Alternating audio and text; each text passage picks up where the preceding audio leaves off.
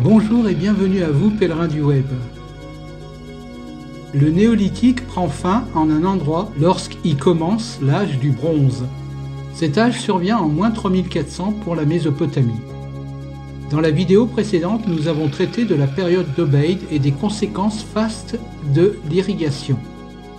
Nous allons évoquer maintenant la deuxième conséquence de l'irrigation, c'est-à-dire la naissance des villes. Rappelez-vous que toutes les dates sont données en calendrier grégorien et qu'il faut systématiquement rajouter 2000 ans pour avoir une date jusqu'au présent. Les dates de transition sont volontairement nettes et tranchées pour permettre une vision plus fluide de la chronologie. Il faut bien sûr pondérer ces dates et imaginer plutôt une fourchette de transition.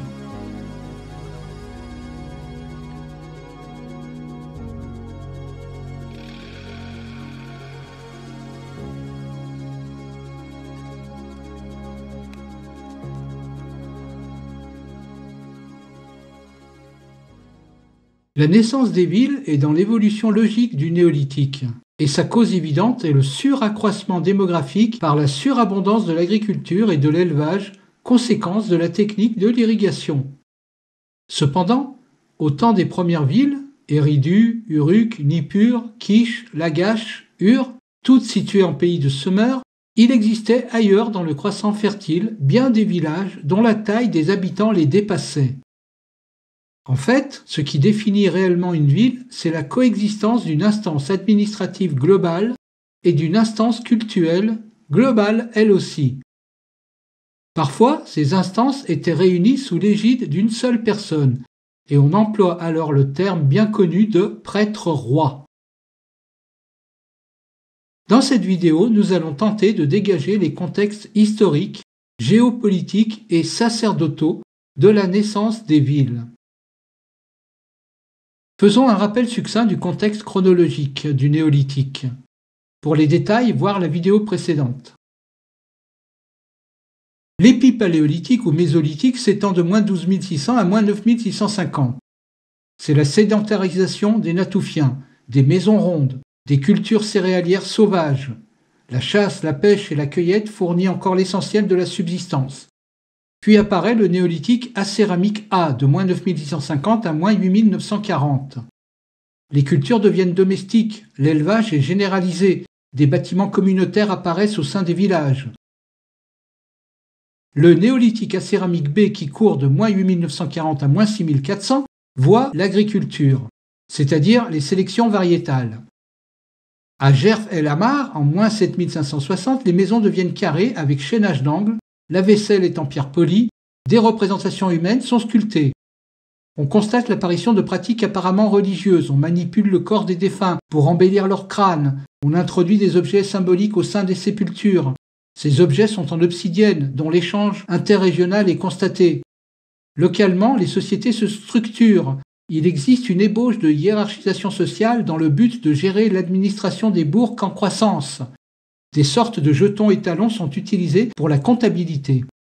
Le néolithique céramique apparaît en moins 6400 et s'étend jusqu'à moins 3300. Il accompagne le début de l'irrigation. Des transports marchands se font sur de longues distances. On découvre la fermentation du raisin et du houblon, ce qui aboutit à la fabrication du vin et de la bière. Les villages atteignent des tailles importantes et donc une hiérarchisation sociale devient nécessaire, laquelle déjà se spécialise. Hiérarchisation administrative avec ses services, la poste, la médecine, les écoles, hiérarchisation martiale, l'armée, hiérarchisation cultuelle, le chamanisme. L'homme se sent-il suffisamment en sécurité pour avoir une conscience de lui-même qui le dépasse ? Ce qui est sûr, c'est que ce ne sont plus les contraintes matérielles qui monopolisent tout son esprit. Les récoltes sont là, abondantes, la nourriture pérenne, les abris en dur sont confortables. Tout cela permet à l'esprit humain de vagabonder dans les moments de repos. Sapiens a déjà fait preuve d'une capacité d'abstraction hors norme. Déjà au néolithique moyen, il enterrait ses morts avec des gestes d'offrande, comme par exemple le dépôt dans les sépultures collectives de biphases d'obsidienne à usage spécifique pour cela, jamais utilisé pour autre chose, ni pour l'activité bouchère, ni pour celle de la chasse. Au Paléolithique supérieur, Cro-Magnon entreprend des réalisations artistiques sur les parois des grottes. La grotte d'Altamira est une grotte ornée découverte en Espagne en 1879, à Santillana del Mar, près de Santander, en Cantabrie. Elle renferme l'un des ensembles picturaux les plus importants de la préhistoire, le premier qui ait été étudié. Il date de la fin du Paléolithique supérieur, du Magdalénien. Son style artistique relève de ce que l'on appelle l'art préhistorique franco-cantabrique, caractérisé notamment par le réalisme des représentations et par ses thèmes animaliers. Les humains travaillaient à la lumière d'une flamme entretenue par la combustion de graisse de moelle osseuse. La combustion de cette graisse de moelle osseuse a l'immense avantage de ne pas produire de suie. C'est pourquoi les parois en sont exemptes. Cro-Magnon va plus loin encore en sculptant des statuettes d'entités imaginaires qui n'existent pas dans la nature. À partir de cette date, les chefs et les chamans vont évoluer de concert. Ils vont prendre une importance croissante, démesurée. Ils se posent en stockeurs, protecteurs et en distributeurs des ressources matérielles et immatérielles. Ils deviennent rapidement élitistes et se font construire des citadelles, bâties généralement dans un quartier distinctif mis en hauteur et autour duquel la population s'agglomère. Ces citadelles abritent la famille royale et son corps d'armée, les prêtres et les agents administratifs, les fonctionnaires scribes et comptables, les savants médecins et les astronomes mathématiciens. Le peuple vient quotidiennement apporter des offrandes qui servent à substanter cette population qui peu à peu accumule puis finira par accaparer. Très vite, le confort providentiel de ces nantis de circonstances deviendra un précieux à conserver. Il devient nécessaire et évident que le maintien de la différenciation sociale doit se faire coûte que coûte. On invente alors la défense nationale, l'ascenseur social, celui du mérite administratif et le sacrifice humain, bien pratique pour se débarrasser des gênants. Les chefs et les roitelets locaux vont alors devenir des rois. La politique extérieure, la guerre en particulier, va leur permettre de maintenir l'unité populaire pour la défense de la cité et du territoire. Les chamans vont devenir des prêtres et la religion va leur permettre de relier la population par un culte solide et intransigeant.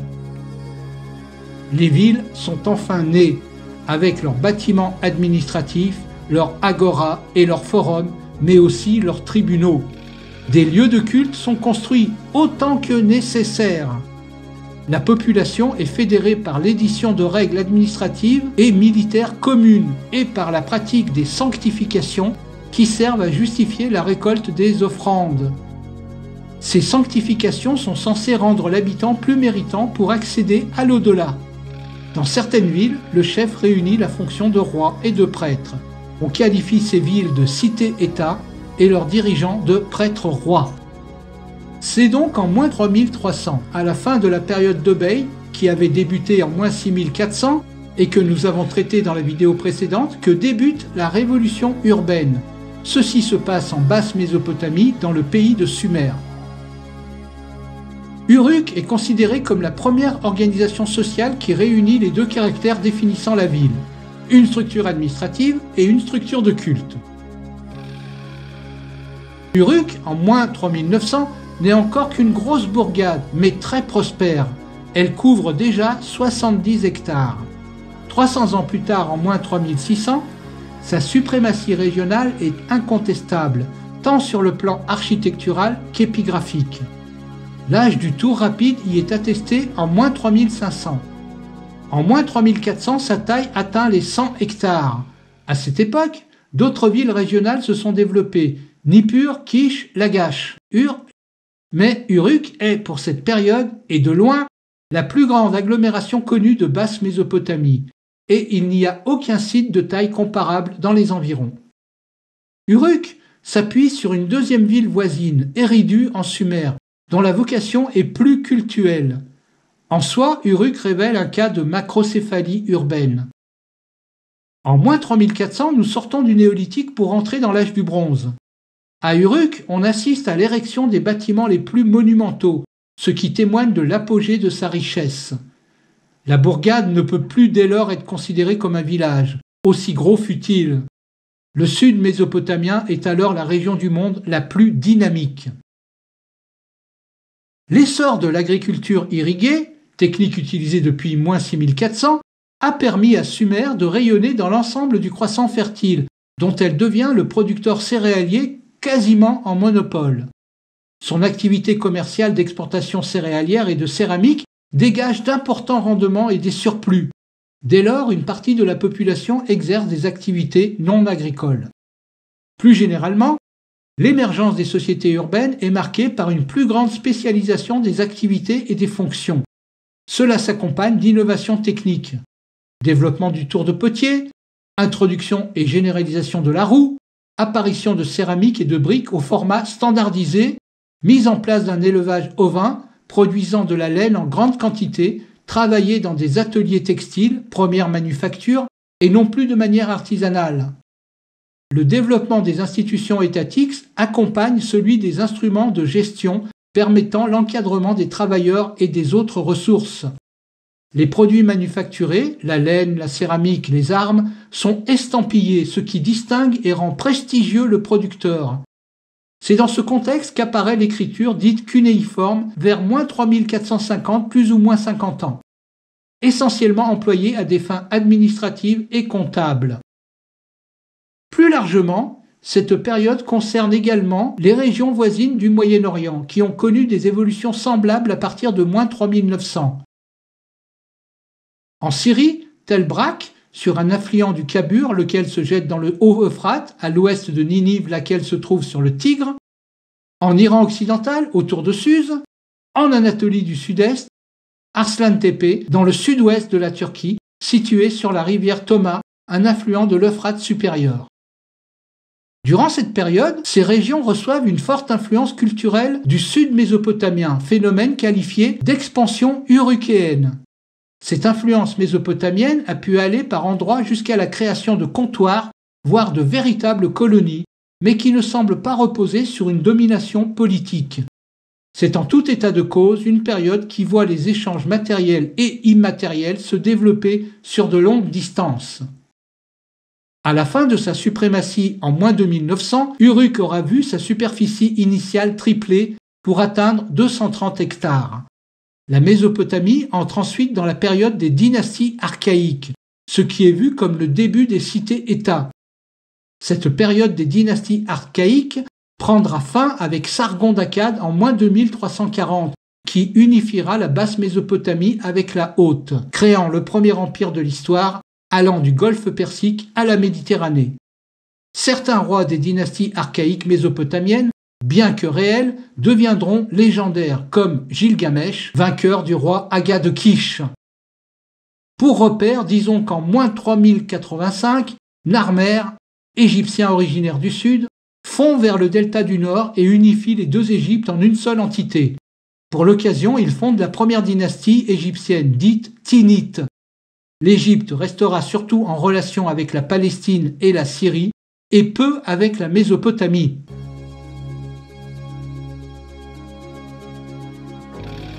Étant donné que la définition d'une ville inclut pour 50% le domaine cultuel, il est nécessaire d'avoir une compréhension sur l'invention des divinités.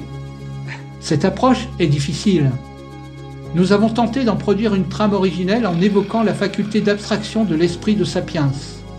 Mais il faut considérer que les représentations artistiques, spécialement d'entités synthétiques comme les hybridations animales, animalo-humaines et humaines, que ces trouvailles technologiques, les maisons en dur, l'agriculture, la conservation des liquides et des aliments grâce à la céramique, que l'émerveillement de l'homme devant les transmutations qu'il a opérées sur la matière et le vivant, sélection variétale et greffe végétale, croisement des animaux et leur domestication, verdoiement des sols arides par l'irrigation, découverte de la fermentation, fusion des métaux et modelage d'outils qui n'ont plus rien à voir avec l'industrie lithique, sont pour une majeure partie à l'origine d'une sorte de mégalomanie qui saisit l'homme devant, d'une part, sa considération d'émancipation envers les aléas naturels, et d'autre part, devant ses possibilités de création synthétique non produite directement par la nature. Si donc on peut considérer qu'antérieurement l'homme voyait des esprits partout, à partir de l'urbanisation, il va se mettre à distribuer, à décréter localement une foule de divinités. Il va changer la conception de son rapport spirituel au monde, chasser les esprits des choses naturelles et va introduire le polythéisme. Le chaman est devenu un prêtre. Tout d'abord, la cohésion du groupe à partir d'éléments naturels nécessite la construction d'une anxiété sociale. Étant donné que l'essentiel de l'humanité se développe au voisinage de cours d'eau, ce sont les crues, les inondations, voire les submersions marines qui vont focaliser les pensées anxieuses, plus que ne le font la sécheresse ou les incendies.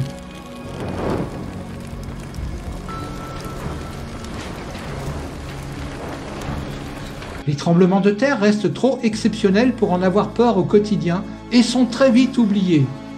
Ces derniers phénomènes, sécheresse, incendies, tremblements de terre, tous naturels, mais aussi les catastrophes d'origine humaine comme les guerres, les massacres et autres incendies volontaires, ne prêtent pas vraiment à humilité. Ils ne se verront attribuer une cause divine que par opportunisme. Il faut ajouter aux causes naturelles les épidémies, non reconnues pour être la conséquence de la promiscuité avec les animaux domestiques, et aussi les avortements et les accouchements difficiles qui entraînent une mortalité obstétricale importante. Ainsi donc, une calamité toute trouvée pour fédérer l'esprit de groupe est la destruction des récoltes par action aquatique, pluie diluvienne, crue des fleuves, montée des eaux marines. C'est donc tout banalement que la peur première est celle du déluge. La mauvaise conduite des hommes ayant mécontenté Enlil, le dieu suprême, celui-ci décida de les engloutir sous un formidable déluge, malgré les supplications de Enki, dieu protecteur des hommes. Ne pouvant protéger l'humanité, ce dernier décide d'en préserver la trace en la personne de Ziusudra, à qui il demande de construire un arche sur lequel il embarquera des couples d'animaux. Après 6 jours et 6 nuits de tempête, le monde fut submergé. À l'aube du 7e jour, l'orage s'éloigna. Ziusudra lâcha une colombe qui, ne pouvant pas se poser, revint à lui. Le 8e jour, il lâcha un corbeau qui ne revint jamais. L'humanité était sauvée. Dans l'univers mésopotamien, il y a un concept très général de puissance divine. Il y a des forces, elles existent et agissent sur les éléments. Si votre bol tombe de la table et se brise au sol, c'est qu'une force l'a poussé, qu'une autre l'a fait tomber et qu'une troisième l'a brisé. L'homme est au service de ces forces et il doit composer avec elles. Elles sont attribuées à une volonté divine à laquelle les prêtres sont censés donner sens. Les prêtres ne sont plus des chamans, puisque pour l'occasion ils abandonnent la pratique médicale. Et systématiquement, ils concluent de manière manichéenne. Lorsque le fait est bon, c'est que les dieux remercient le serviteur pour les offrandes données. Lorsque le fait est tragique, c'est que les dieux n'ont pas été assez honorés. La religion sumérienne est donc celle de l'homme au service du dieu. Il faut remarquer une différence avec la religion égyptienne. En pays de Sumer, le dieu est le dieu de la terre, du monde, et l'homme est à son service. En Égypte, le dieu est le commanditaire de Pharaon, qui est donc son représentant et devient par cet artifice d'essence divine. En Égypte donc, le croyant est au service de Pharaon. Le service du Sumérien au divin est d'assurer l'existence du dieu au quotidien, lui donner à manger, le vêtir avec de beaux vêtements, lui mettre des colliers, en somme le vénérer. La prière fait partie du quotidien du Sumérien. En échange de ces bonnes pratiques religieuses, le Sumérien peut aspirer à une vie éternelle après la mort. Les dieux inspirent crainte et respect. Ils symbolisent la méfiance séculaire que les Sumériens éprouvent envers la nature. Chaque divinité de leur panthéon a un rôle. Chacune règne sur une cité. Enlil, le seigneur qui détient le souffle de la parole et du verbe, règne sur l'air et la terre. Sa cité est Nippur. Enki, le dieu des eaux et du monde, est vénéré à Eridu. Il est l'initiateur et l'organisateur du monde humain et civilisé. Utu, le dieu Shamash des Babyloniens, est le dieu de la justice et de la vérité. il préside aux destinées de Larsa. Ilana, la déesse Ishtar des Babyloniens, est honorée à Uruk. Elle inspire l'amour physique et la guerre. Elle sera l'Aphrodite des Grecs et la Vénus des Romains. En parallèle de cette cohésion qu'on peut désigner comme eschatologique, le groupe va être fédéré autour d'éléments construits.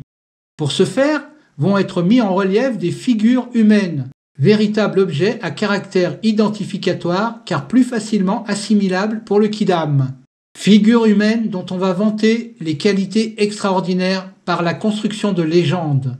L'exemple type est celui de Gilgamesh. La tradition orale, publique, le soir au coin du feu, a toujours fédéré les résidents autour du thème des exploits de chasseurs. À partir de la constitution d'élite aristocratique, il devient nécessaire de justifier leur maintien par des exploits qui prennent une teinte à la fois guerrière et morale. Après que le royaume soit descendu du ciel, le royaume était à Eridu. 2 rois d'Eridu sont mentionnés avant la chute de la ville et la prise de Bad Tibira. 8 rois ont régné sur 5 villes. La durée de chaque règne varie entre 43 200 et 28 800 ans. Alors, le déluge arriva. Parmi ces rois antédiluviens se trouve l'ancien dieu mésopotamien Dumuzid. Il fonda la première dynastie de Kish. 23 rois s'y succèdent sur une durée totale plus courte de 24 510 ans. Parmi eux, Etana est monté au ciel et a consolidé tous les pays étrangers. Et Mbaragesi fonda le royaume d'Elam. Son successeur Aga de Kish est le dernier de ses rois. La chute de Kish et la prise du royaume par Ina apparaît dans le poème Gilgamesh et Aga. Extrait de la chronique de la monarchie unique, ancienne composition littéraire écrite en sumérien autour de -1950. Les lignes qui suivent, jusqu'à Sargon d'Akkad, montrent une succession constante de rois et de villes, dont les plus célèbres sont Ur et Uruk. Les récits légendaires sont à situer dans une tradition attribuant des actes légendaires à des anciens et réels rois d'Uruk, dont la vocation est de devenir un archétype humain nouveau, le héros. En effet, le réel crée les mythes créent les légendes et les dieux, les légendes et les dieux créent les héros, et les héros permettent la soumission volontaire. Amen. Les rois locaux ordonnent à leurs scribes de rédiger une épopée en mesure de pouvoir fédérer la nation et de justifier leur autorité par leur appartenance à une lignée illustre. Les scribes disposent de mémoires orales et de quelques fragments de textes racontant les tribulations d'un ancien et célèbre roi d'Uruk nommé Gilgamesh. Les textes à disposition racontent plusieurs épisodes de la vie de ce fameux roi. L'épisode nommé Gilgamesh et Aga raconte l'affrontement du roi d'Uruk avec Aga, roi de la cité voisine de Kish, vers -2585. Suivent 2 récits de combat dits Gilgamesh et le taureau céleste et Gilgamesh et Uwawa, qui opposent le héros, aidé de son ami Enkidu, à des monstres. D'abord le terrible géant Uwawa, gardien de la forêt des cèdres située au Liban, ensuite le taureau envoyé par la déesse Ilana. Ces 2 épisodes seront repris plus tard dans l'épopée de Gilgamesh. Dans Gilgamesh, Enkidu et les enfers, Enkidu descend aux enfers pour y chercher les insignes de royauté donnés par Ilana à Gilgamesh que celui-ci avait laissé tomber. Enkidu est alors retenu aux enfers, mais son esprit revient raconter à Gilgamesh, encore vivant, ce qui se passe dans le royaume des morts. Dans la mort de Gilgamesh, récit mal conservé, on assiste à l'agonie du héros, puis à son élévation divine, les dieux lui conférant, après sa mort, le rôle de juge des morts. Après l'ordonnance royale, les scribes décident de choisir ce personnage illustre. Ils vont alors compiler les fragments de ces textes et les embellir des traditions orales en circulation. C'est vers -1950 que commence la rédaction de l'épopée de Gilgamesh.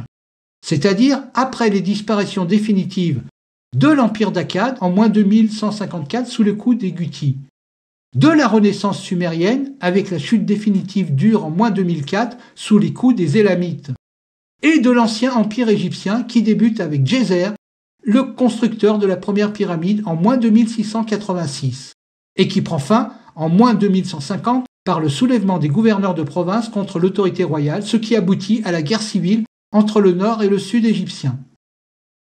En moins 1950, c'est le temps du Moyen Empire égyptien, qui débute en moins 2060 avec la pacification du pays et la réunion du nord et du sud, et de la période paléo-babylonienne qui débute en moins 2004. En moins 2000, s'identifient les Hittites en Anatolie, les Achéens en Grèce, les Assyriens au nord de la Mésopotamie, autour des villes d'Assur et de Ninive. En moins 2000 se développe en Syrie le peuple sémite des Amorites, qui avait commencé à apparaître vers moins 2600 en pays de Canaan et en Syrie. Autrement dit, c'est au tournant du deuxième millénaire qu'on passe de la légende à la fabrication du héros. Les nations émergentes aspirent à leur propre développement. Elles ont besoin, à l'instar des anciennes cités-États, de socles solides, constituant autant de particularismes unificateurs qu'elles créent de régions. La rédaction de l'épopée reprend donc les récits légendaires pour fabriquer l'archétype du héros. Cette rédaction se fait en akkadien et aboutit à un seul récit massif appelé Épopée de Gilgamesh par les traducteurs de l'époque. L'épopée rencontre un très grand succès dans tout le Proche-Orient ancien. Des versions sont retrouvées jusqu'à Megiddo au Levant, Tel el Amarna en Égypte et Hattusha en Anatolie centrale. Sur ce dernier site, on a même retrouvé des fragments de traduction de l'œuvre en langue hittite et ourite. La version la plus complète est celle retrouvée à Ninive dans la bibliothèque d'Assurbanipal, roi d'Assyrie de moins 669 à moins 631. Cette version est appelée version standard. Elle est composée par 11 tablettes. Elle est la meilleure source pour connaître le déroulement du texte.